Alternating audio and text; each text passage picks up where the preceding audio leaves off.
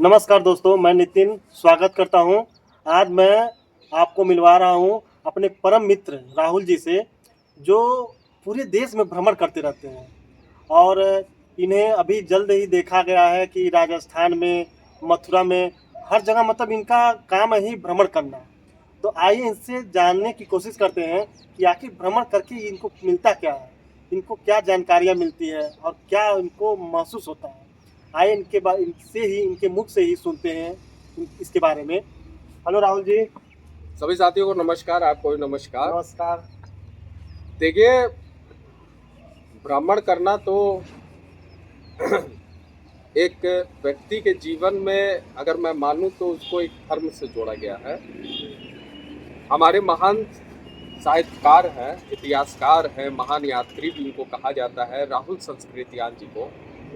उनकी एक किताब है घुमक्कड़, और मैं चाहता हूं कि जो भी लोग ये वीडियो देख रहे हैं एक बार उनकी किताब को पढ़ें। उन्होंने घूमने को धर्म से संबंधित किया है। और कैसे किया है? उन्होंने माना है कि यदि कोलंबस समुद्री मार्ग से अगर घुमक्कड़ नहीं होता तो वो 1492 में अमेरिका की खोज नहीं करता।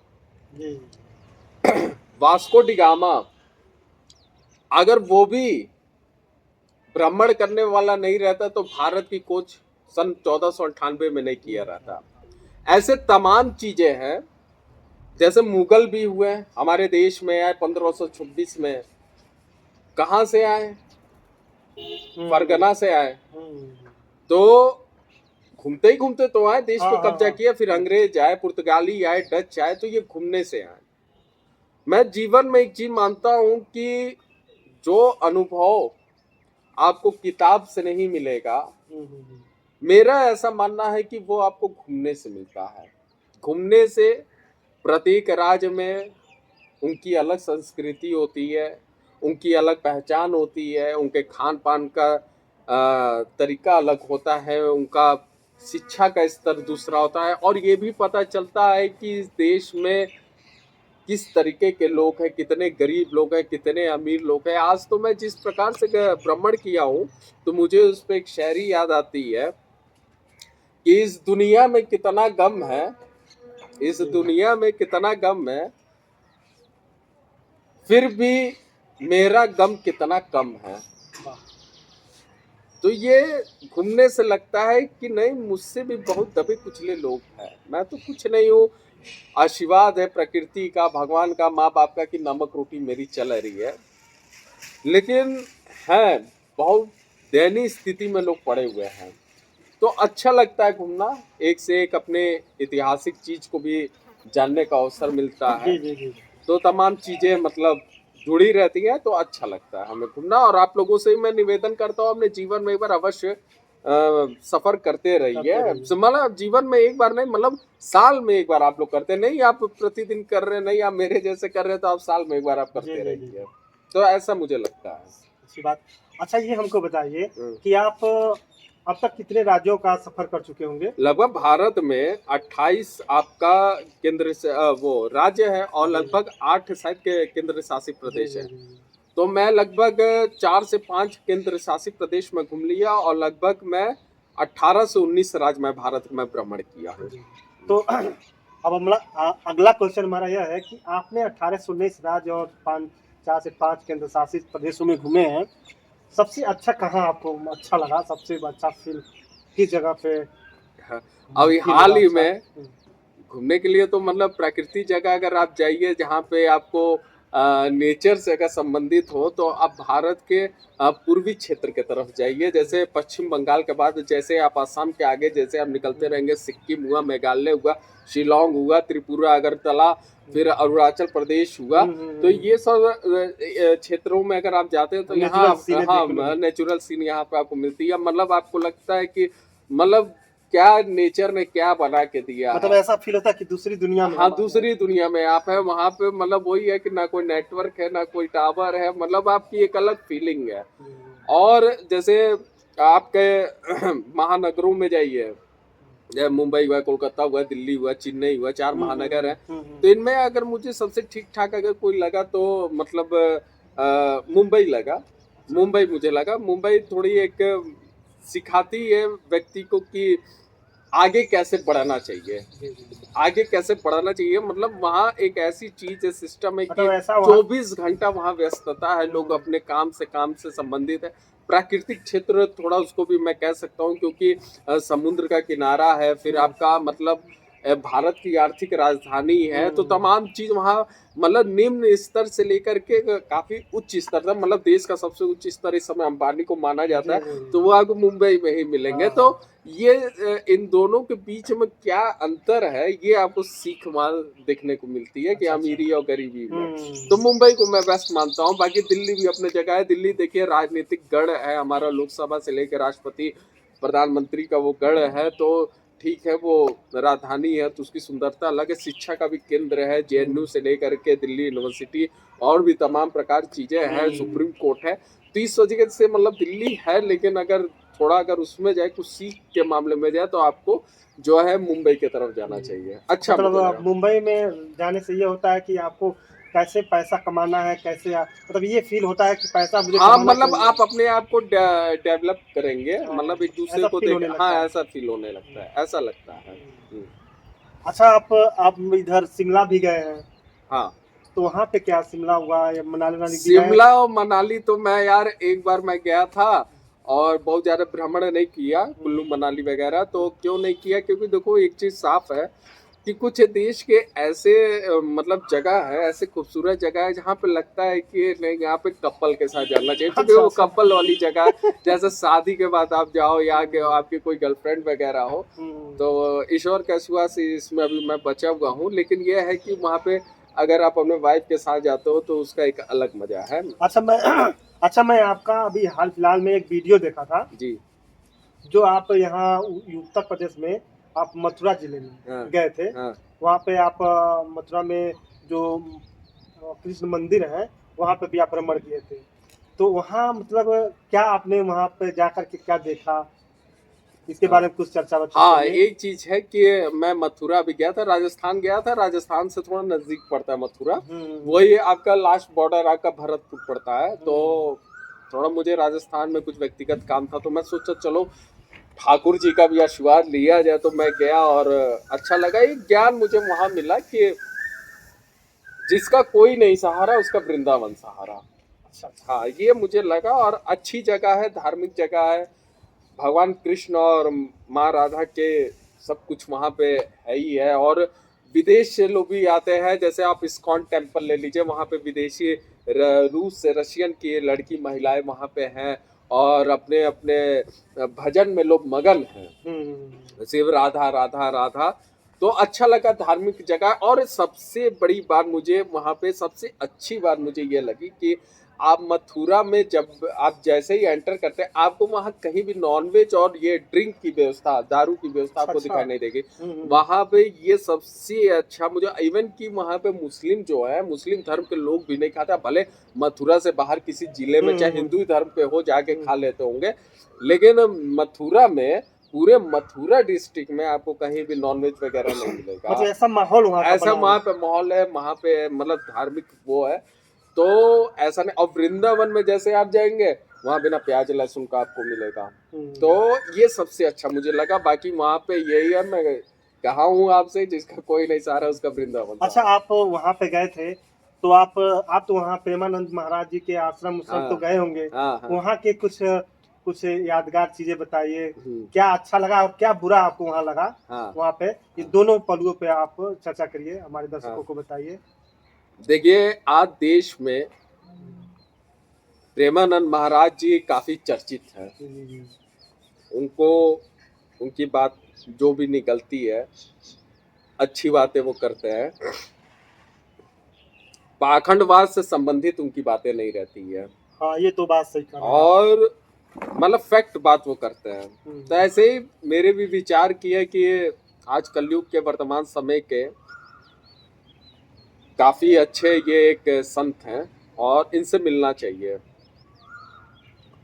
तो जब मैं वृंदावन गया, जहाँ पे उनका आश्रम है, उस आश्रम का नाम कैली कुंज है। कैलीकुंज। कैली कुंज है जी। ना। हम्म। तो जब मैं उनके आश्रम में जब मैं गया हम्म। तो महाराज जी ऐसे सबसे नहीं मिलते हैं, उसकी कई प्रोसेस होती है। अच्छा, आपको मिलने का मौका मिला था? हाँ, मिला था। जी। तो उसकी कई प्रोसेस होती है, हमने उस प्रोसेस को पूरा किया। अंत में मुझे 2 दिन बाद अंत में मुझे उनसे एकांतिक दर्शन का अवसर मुझे मिला। हम्म। लेकिन उस 2 दिन में हमने वहां पे कुछ ऐसी चीजें देखी जहां पर मुझे लगा कि नहीं, मुझे मिलना उचित नहीं है। जी। हर व्यक्ति की विचारधारा देखिए अलग होती है। अब ऐसा नहीं कि आप मोहम्मद साहब को माने तो मैं भी मानूं, आप जीसस नहीं नहीं, क्रिस्ट को सही बात माने है, तो सही मैं, बात है। आप वो तो अपना, अंबेडकर को माने तो हाँ। मैं अंबेडकर को मैं मानूं, हम्म। ये जरूरी नहीं वो है। तो अपना अपनी फ्रीडम है, विचारधारा वो है। तो अपना फ्रीडम है अपना। तो हाँ। मुझे ऐसा वहां पे लगा कि महाराज जी आज मोह माया से दूर की सबकी बात करते हैं। हम्म। तो जब महाराज जी के आश्रम कैली कुंज में गया तो वहां पे महाराज जी का जो है देखा कि अरबों का आश्रम वो बनवा रहे हैं, कई फ्लोर का। अच्छा अच्छा, मतलब ये हाँ तो प्रेमाजी महाराज जी? हाँ, मैं प्रेमानंद महाराज जी का है, हाँ अरबों का आश्रम वो बनवा रहे हैं, मतलब उनके नाम का है। हाँ हाँ हाँ। अब पैसा कौन दे रहा है ये मैं नहीं जान रहा हूँ, हम्म। लेकिन कल को उसमें अभी वर्तमान में उनका जो कार्यक्रम लगता है उसी आश्रम में ही लगता है जो नया वाला बन रहा है। अच्छा अच्छा, पुराने वाले आश्रम के ठीक सामने ही एकदम बनवा बन रहा रहा, है। अच्छा अच्छा। वो पहले एक होटल था, उसके बाद उसको तोड़ा ओड़ा के बनवाया जा रहा है। तो मुझे ऐसा लगा कि संत आदमी के लिए तो कुटिया ही बहुत है। हाँ हाँ संत आदमी के लिए संत आदमी जहाँ पैर खड़ा रख दे वही स्वर्ग है। हाँ, ये हाँ, इस बात को तो संत मैं आदमी आपकी जहाँ बात से पैर सहमत हूँ। खड़ा रख दे वो वही स्वर्ग है। तो मुझे थोड़ा अच्छा नहीं लगा। फिर दूसरी व्यवस्था में देखा, क्योंकि मुझे एक प्रश्न उससे पूछना था, उनसे एक प्रश्न मुझे पूछना था। अब मुझे ऐसा कोई प्रश्न नहीं पूछना था कि महाराज जी हमारी जीविका नहीं चला रही है, या मेरी बीवी मुझसे नाराज, मेरे माँ बाप मुझसे नाराज है, या मेरी पटीदार मेरे साथ ये कर रहे तो क्या, या मेरे ऊपर भूत प्रेत, ये सब नहीं, ये सब का व्यवस्था मैं जानता हूँ, इसका उत्तर भी मैं जानता हूँ। मुझे एक ऐसा प्रश्न पूछना था जो एक समाज को नई दिशा दे, ऐसा मेरा प्रश्न ही था। तो उसके बाद वहां पे जो प्रोसेस होती है उस प्रोसेस में था, तो महाराज जी के कई चेला लगे हुए हैं, तो पहले चेलाओं से मिलना पड़ता है महाराज जी के। तो उनके चेला से जब मैं मिला तो उन्होंने पूछा क्या कैसे, तो वो कहे आपका क्या प्रश्न है। तो उनसे हमने अपने प्रश्न बताए कि मेरा ये प्रश्न है। तो उनका जवाब आ रहा है उनके चेला का, आप राधा राधा नाम जपिए और ये माथे पे जो है वो लगाइए, अरे क्या कहते हैं उसको, बबूत उबूत जो होता है वो रस, उससे क्या रज रज रज लगाइए और राधा राधा नाम जपिए। तो मैं कहा कि महाराज जी मेरा राधा राधा नाम तो मैं दिल से जपता ही जपता हूँ, ये रज जो है माथे पे लगा के अगर ना शो करूँ तभी मेरी आत्मा जिसको मानती मैं मानता हूँ। आप मेरे प्रश्न का जवाब क्यों नहीं दे रहे, मेरे प्रश्न का जवाब आप महाराज जी से क्यों नहीं दिलवा रहे हैं। तो क्या नहीं हो पाएगा, क्या अच्छा। तो उसके बाद फिर मुझे वहां एक एहसास हुआ कि महाराज जी के पास वही व्यक्ति प्रश्न पूछते हैं जो सेलेक्टेड होते हैं।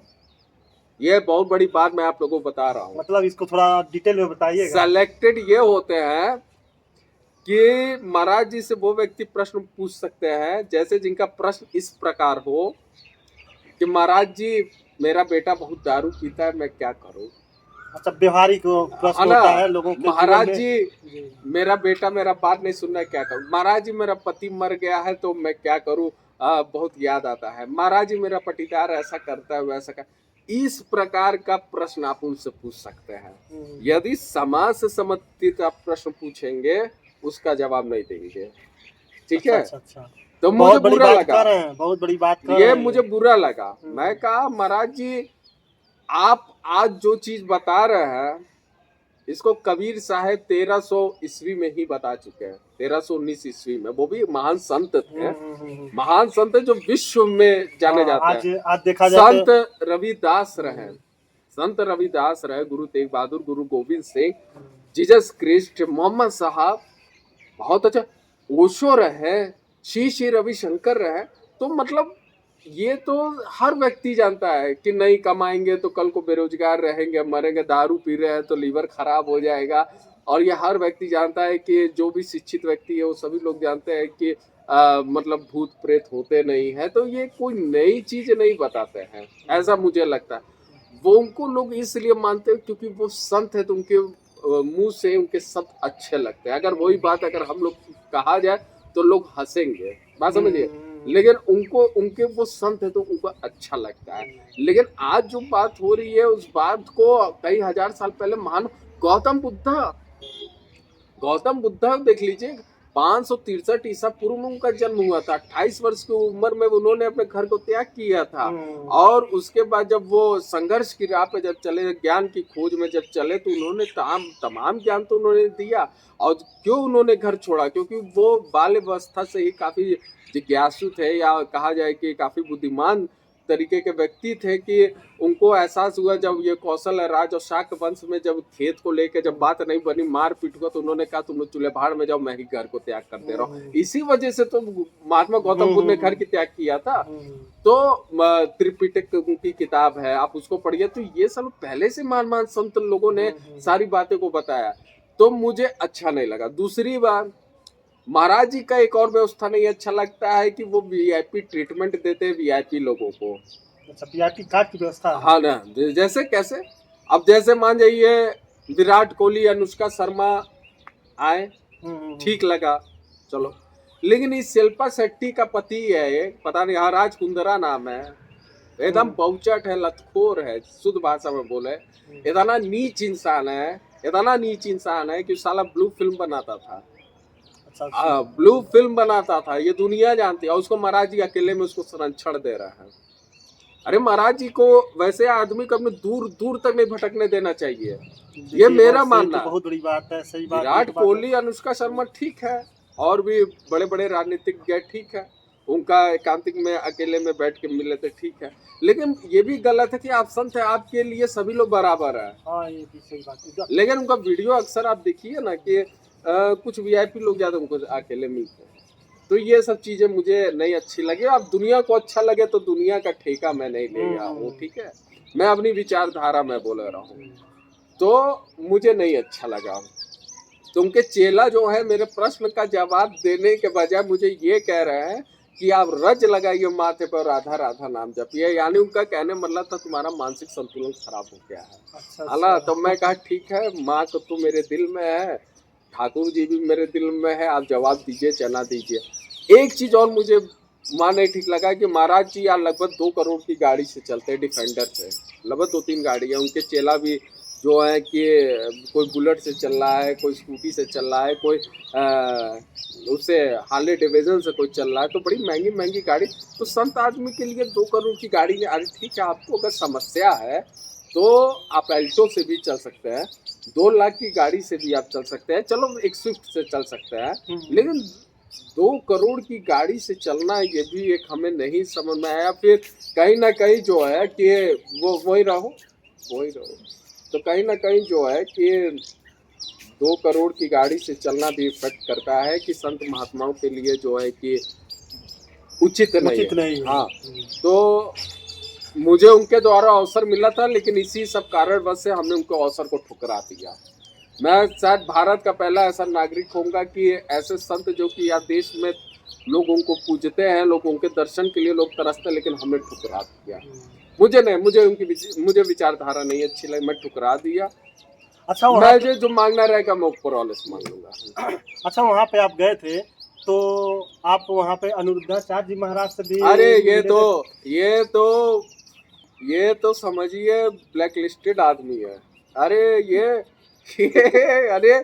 मैं प्रमाण के साथ में बोलूंगा ना, पूरा डिटेल में बताइए। अरे पहले तो अरे भैया, इनकर जो ना आश्रम है 12 स्टार होटल से कम नहीं है। अरे साला जमीन में तो मार्बल्स लगा ही लगा है, दीवालों पे भी मार्बल्स लगा है, और इनके आश्रम में 24 घंटा आपकी भोजन की व्यवस्था है। हाँ, कैसे आता है? ये अपने पास से नहीं देता है, ऐसा मतलब अचंभित होइए कि अपने पास से नहीं, ये इनका सेवा संस्थान है। अच्छा, गवर्नमेंट इनको सब्सिडी देती है, इनको जो चावल आपको हमको 60 रुपया 70 रुपया किलो मिलेगा, इनको 2 रुपए किलो में मिलता है। ये तो बहुत बड़ी बात कर रहे हैं आप। हाँ क्या अपने घर से खिलाते हैं क्या? ये अपने घर से। और चंदा इतना गिरता है कि कोई हद्दी हिसाब नहीं है। आश्रम में बहुत बड़ा परिवार, ये जातिवादी व्यक्ति है भैया, बहुत बड़ा जातिवादी। मैं तो बैठा था, बहुत बड़ा ही जातिवादी।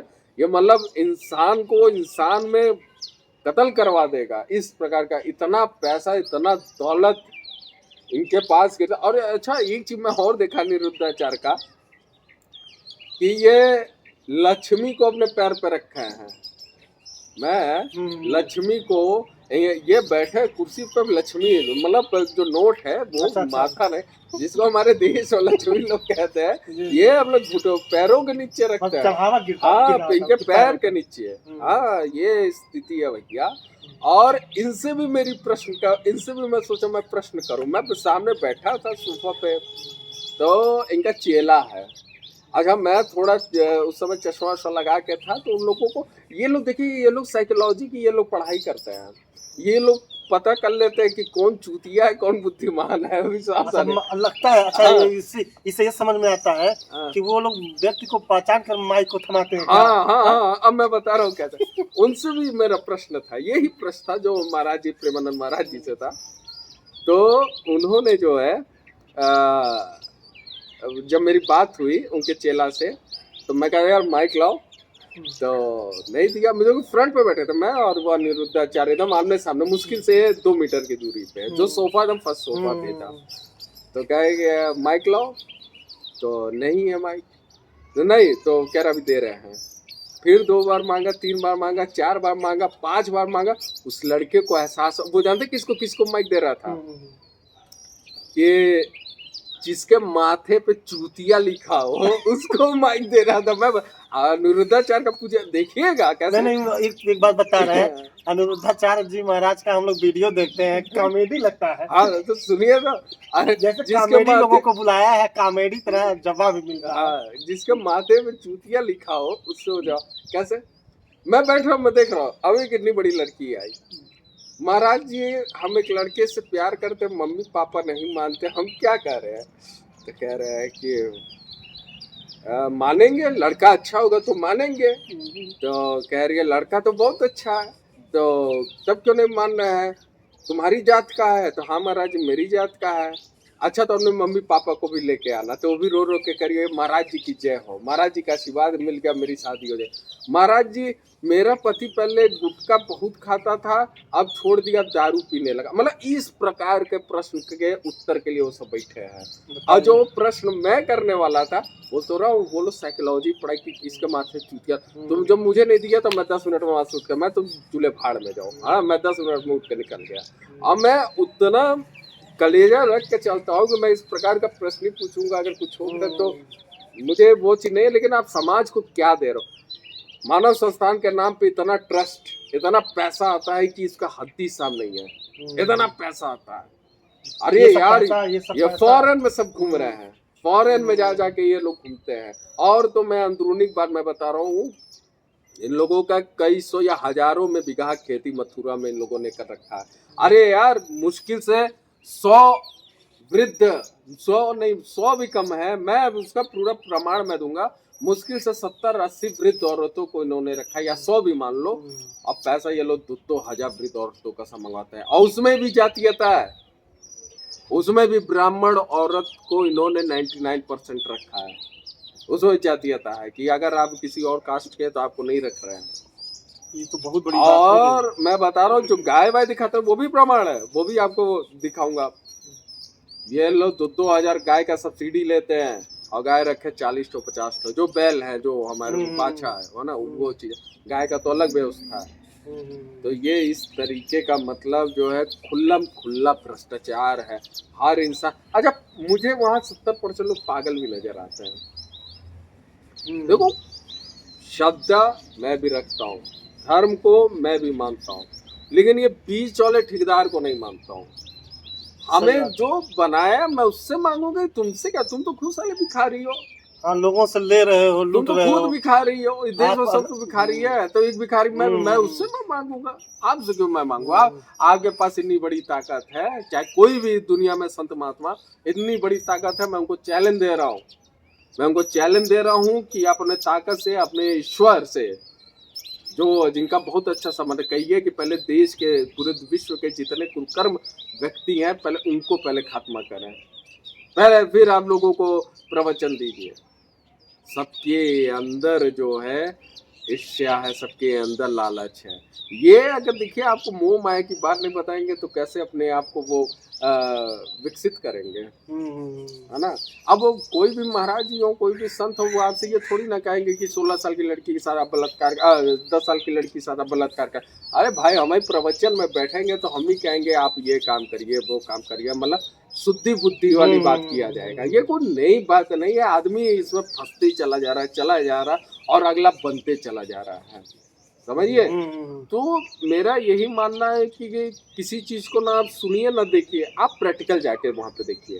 कहीं भी जाना है आप प्रैक्टिकल उनकी, और फिर आप कहीं भी जाइए तो उसके तर्क वितर्क करिए, आखिर क्यों ऐसा है। आज गौरी गोपाल आश्रम जो अनिरुद्धाचार्य जो चलाते हैं, एक दिन में तो मैं जान रहा हूँ कम से कम कुछ नहीं तो 50 सिलेंडर खत्म होता होगा वहाँ पे। हाँ, कई कुंटल चावल खत्म होता है। ये सब इतनी 2 रुपए किलो पे सब्सिडी मिल रही है। अच्छा, सब्सिडी मिल रही है तो पूरा नहीं, बहुत लोगों को तो कहना है कि ब्लैक को व्हाइट वो कर रहा है, कई लोगों का, मतलब वो पैसे की बात कर रहे हैं। हाँ, ब्लैक को व्हाइट वो कर रहा है। देखिए उसमें जो इनकम टैक्स, ईडी, पीसीबीआई, ये सब नहीं रियायत रहती है ना, ऐसा हाँ, ये तो बात सही है। समझिए। अभी मैं बहुत डीपली चला जाऊंगा तो बहुत लोगों को दिक्कत हो जाएगा, लेकिन मैं बहुत डीपली नहीं जाऊंगा। देखिए समझिए, ये पूरा चक्र बना, और इसमें अच्छे अच्छे लोग इसमें शामिल हैं। अब देखिए क्या होता है ना, जैसे वो सुने हैं कि नहीं, मार्केटिंग का जो नेटवर्क मार्केटिंग का जो लोग काम करते हैं, ये लोग कैसे लोगों को चूतिया बनाते हैं मैं बताता हूँ। जैसे आपको जोड़ लिया, अब आपको जोड़ लिए तो मान जाइए आपका घर गोरखपुर में है, फला मोहल्ले में, फला एरिया में, तो आपको सबसे पहले सब क्या करेंगे कि आपको अपने तरफ से एक इनोवा दे देंगे या फॉर्च्यूनर दे देंगे। अब क्यों देंगे, कैसे? देखिए आपको चूतिया बना रहे हैं, आपको लॉन्च कर रहे हैं कि अब आपके अगल बगल वाले लोग आपसे पूछेंगे, अरे नितिन भाई तो आज फॉर्च्यूनर कैसे, तो आपसे कहेंगे कि तुम ये बोलना कि मुझे इस कंपनी ने दिया है। तो जब कंपनी ने दिया तो अगले को भी लालच आएगा, भैया हमों के ज्वाइन करवा दो, और जैसे ही आप 8, 10, 20 लोगों को आपने ज्वाइन करवाया, बस वो कंपनी फरार। समझ कि नहीं, ये खेल समझिए। उसी तरीके से ये भी मार्केट में लोगों को उतारा जाता है।